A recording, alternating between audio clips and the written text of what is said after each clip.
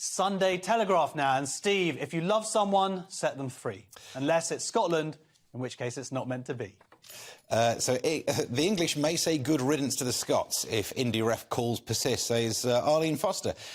The theory here is that we English might get so annoyed at the constant request for independence referendum, which I remember as soon as it was spoken about after the 2014 one, I remember thinking, oh, this is really quick. Alex Salmond said it's a once-in-a-generation thing. I know life expectancy might not be amazing north of the border, but come on, that was not enough. But actually, it's nearly 10 years. So maybe that does feel like a long enough period for questions to be re-asked. But her theory that we'll get so annoyed about the spectre and the threat of the indyref means that it will ruin the union. I'm not quite sure how that converts into reality. So what if the English get annoyed? We won't get to get a referendum on kicking anyone off the island.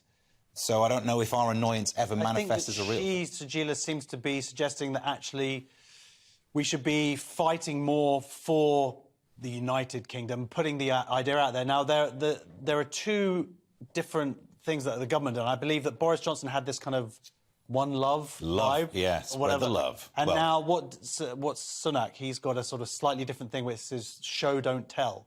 Do you think he is showing, not show, no, don't? Well, basically, i.e., let's show that you know how we benefit each other, rather than just going on about it. Do you have a preference? I just find it's really weird having this conversation when Brexit was a similar thing for me, but at least that one we got it kind of almost done.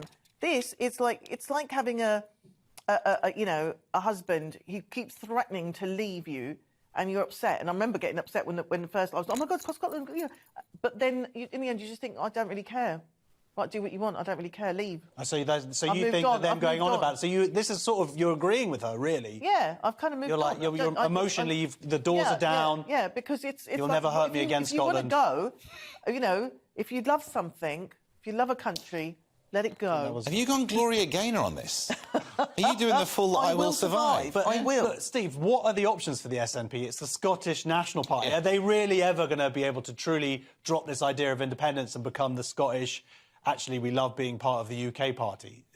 What are they going to do? Are the Remainers really... are Leavers really going to get over the... Do you know what I mean? It's like you can have that same conversation. It's the same thing. It's toxic. But then it's become the same toxic conversation. The difference is that the Brexit Party, now that Brexit has been more or less done, not really a party, whereas the SNP... running the show. Yeah, because they've got that position of leadership means that actually you wouldn't want to give up the leadership. But they have to constantly request the indyref because that's their reason to be. Yeah, but like any relationship that goes sour, they have emotionally left us a long time ago. They just need to physically... Wow, you are really getting over that, that husband of yours.